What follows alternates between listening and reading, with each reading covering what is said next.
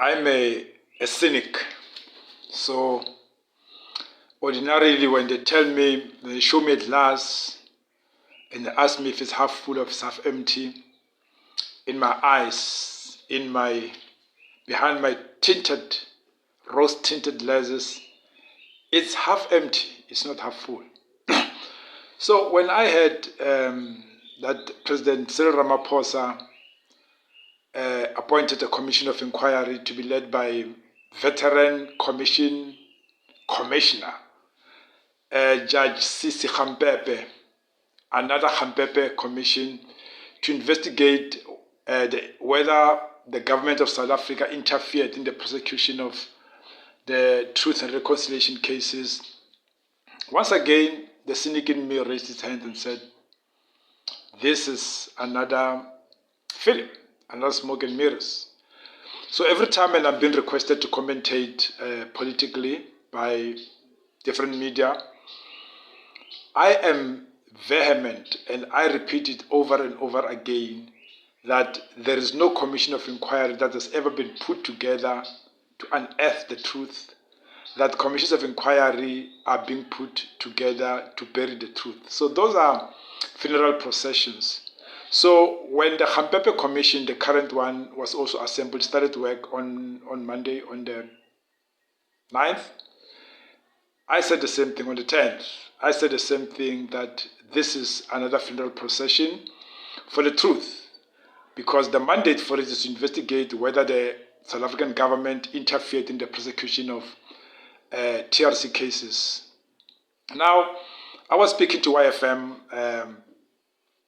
earlier in the week, and I explained first to them, they are young people, so they need a little bit of background to say, look, the TRC, the Truth and Reconciliation Commission, it had two groups, it had two sides to it. There was the Truth and Reconciliation Commission, there was the Amnesty Commission.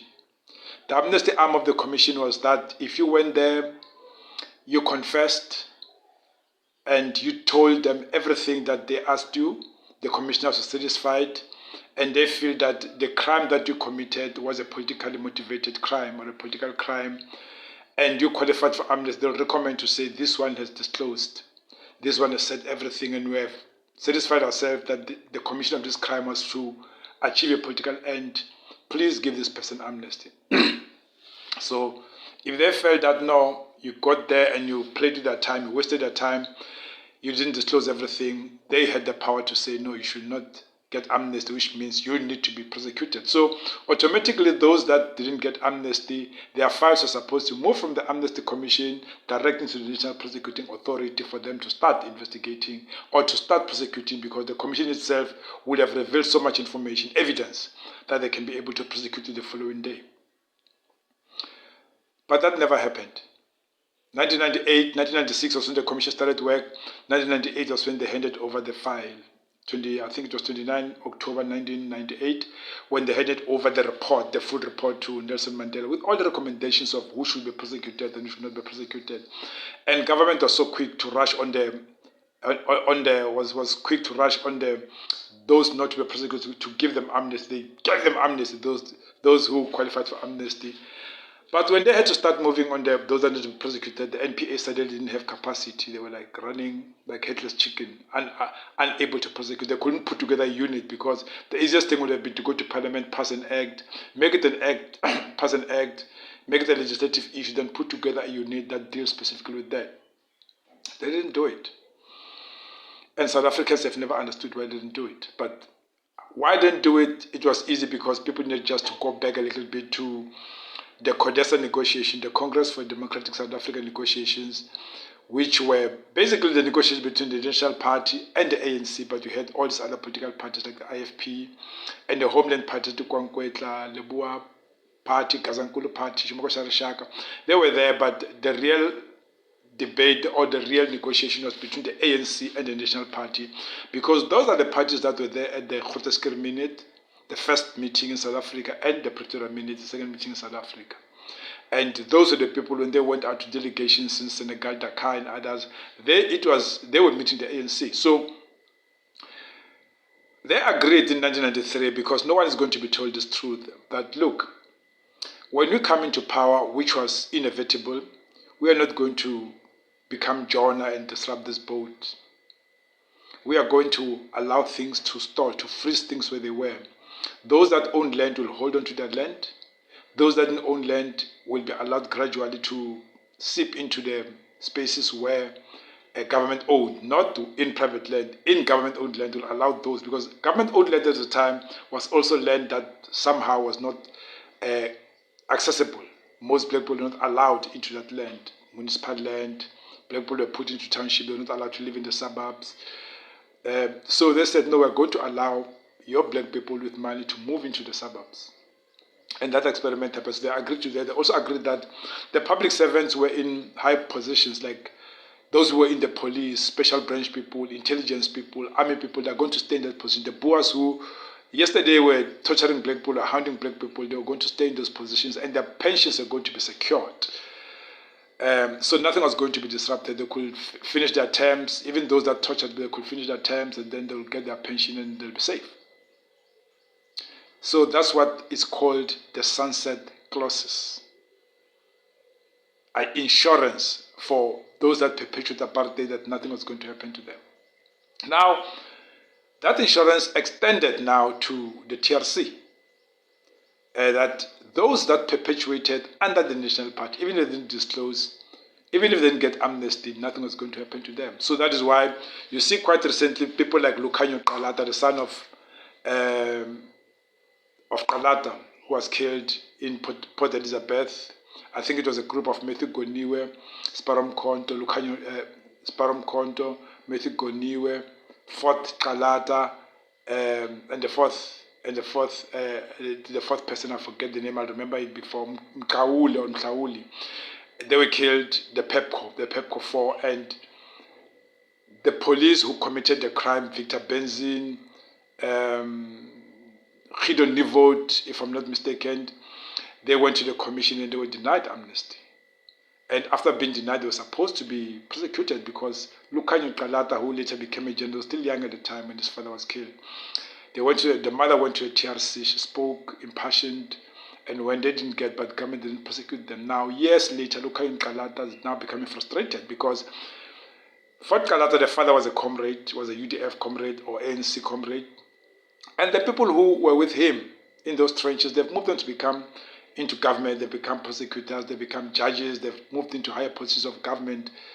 But none of them are saying, no, look, we need to investigate the issue of our comrade. I mean, you've had your Pikoli heading the NPA, you've had lots and lots of those, but none of them are showing the eagerness to prosecute them. So Lukhanyo became frustrated and they formed groups and they went around and they started demanding. But government was not moving. Cocta Minister Thembing Kadimeng, sister Nokuthula Smilani, disappeared in 1983 on a mission, on an ANC MK mission, kidnapped at the Carlton Center Hotel in Carlton Center. It was a hotel and also a shopping complex in Joburg, downtown Joburg, taken to a farm in Tabazimbi, tortured, killed, and disappeared. And the people who went there, the police people, the special branch people who went to the commission, the late father, Matthew Smilan, pleaded with them to say, look, as African people, we are used to burying our own people. Even if you just give me a bone, I'll be satisfied, I'll die in peace. They didn't give a damn, they didn't give a fuck that an old man was pleading for a bone, even just to show that this is where my daughter finally lived so that they could go. They went to a farm in Tabazimbi, but the Boers were non-committal. They were non-committal to say, really, this is what happened. We killed her, we buried her. And now Minister Nkadimeng still doesn't know where the sister is. The father passed on some time ago. The mother's old. She doesn't know where her sister is. And the police are not prosecuted. There's no case. There's no ongoing case about them. So as a result of that pressure, and families felt that, you know what, there has been blockages from government. Now, Cyril Ramaphosa says, no, we are now going to put together a commission because Lukhanyo Qalata and other people are making noise. They're accusing government. Like I said, I'm a cynic. I told YFM, this is the funeral procession for the truth. And I got precedents. Look, families of apartheid victims, those that went to a TRC, there are many of them that decided, look, we are going to sue American companies, because in America they've got a law whereby if an American company commits a crime in another country, you can sue them in the United States of America.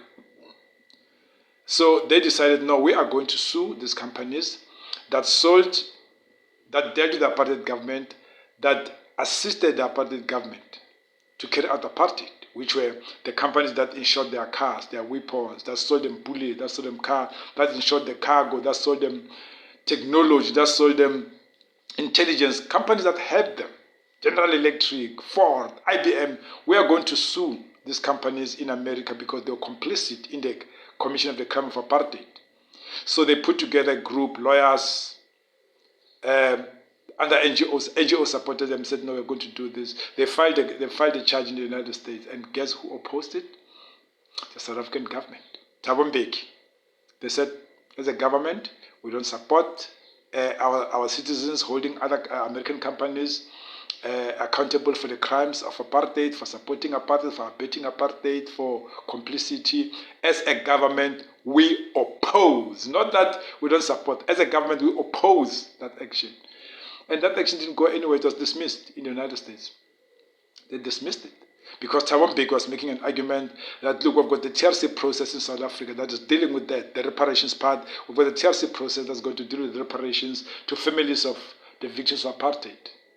He did not want, the South African government did not want victims of apartheid to hold accountable companies that contributed to the deaths.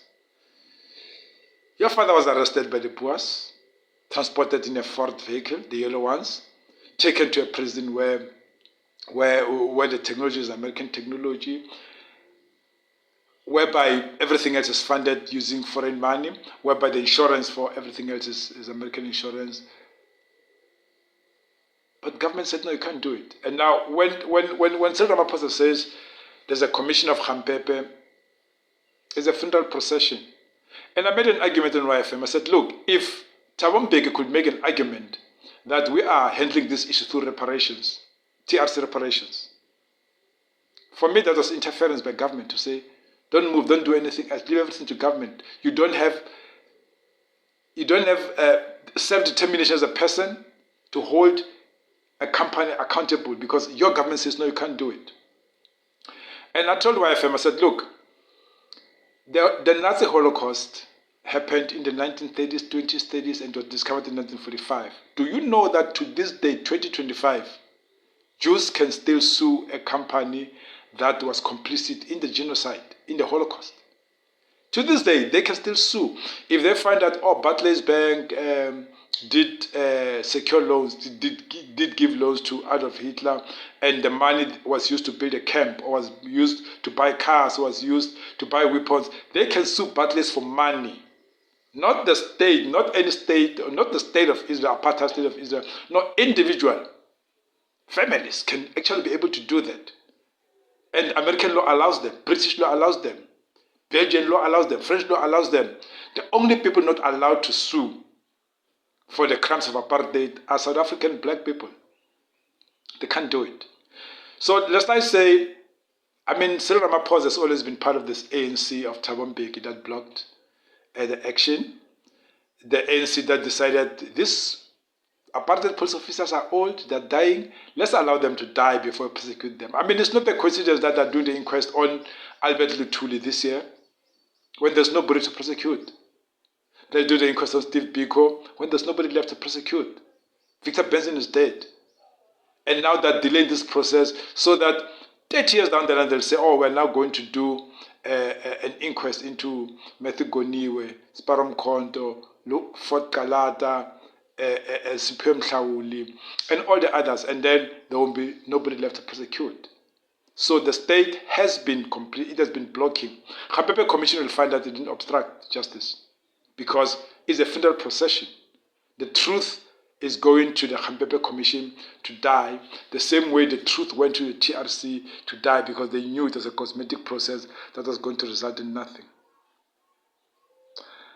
Just like and subscribe to ASAP, A South African Perspective, and let's make the circle bigger.